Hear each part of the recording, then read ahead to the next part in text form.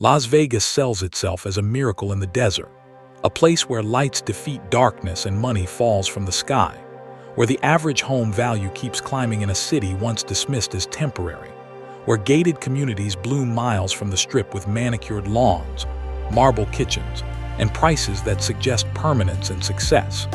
Yet beneath that promise lives another Las Vegas, one rarely photographed, where homeless men and women sleep in the shadow of billion-dollar resorts, under freeway overpasses, inside storm drains, and along the dry, cracked edges of the same desert that hosts luxury golf courses. And this story moves through that contradiction slowly, listening to the people who exist between jackpot dreams and economic reality.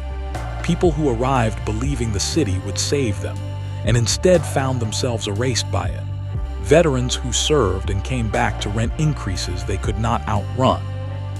Casino workers who lost jobs when shifts were cut or machines replaced them.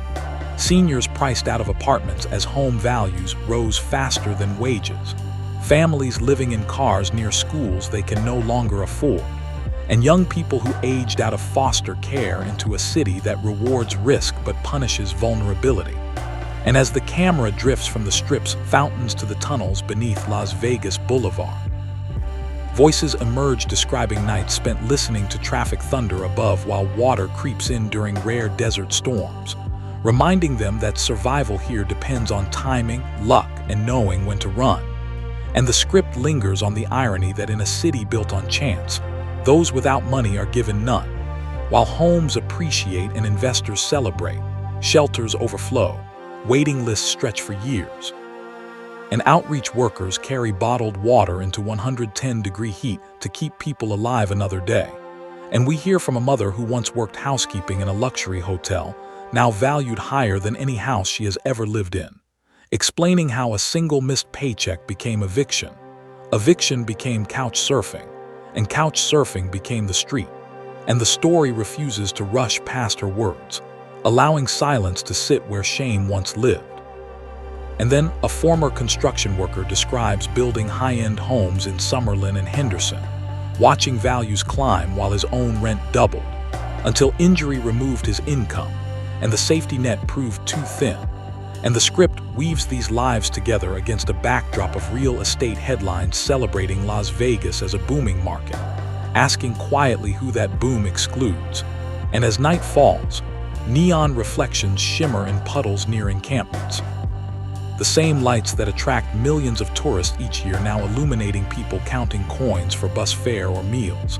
And the narration observes how the city teaches everyone to gamble, but homelessness is the house winning every time.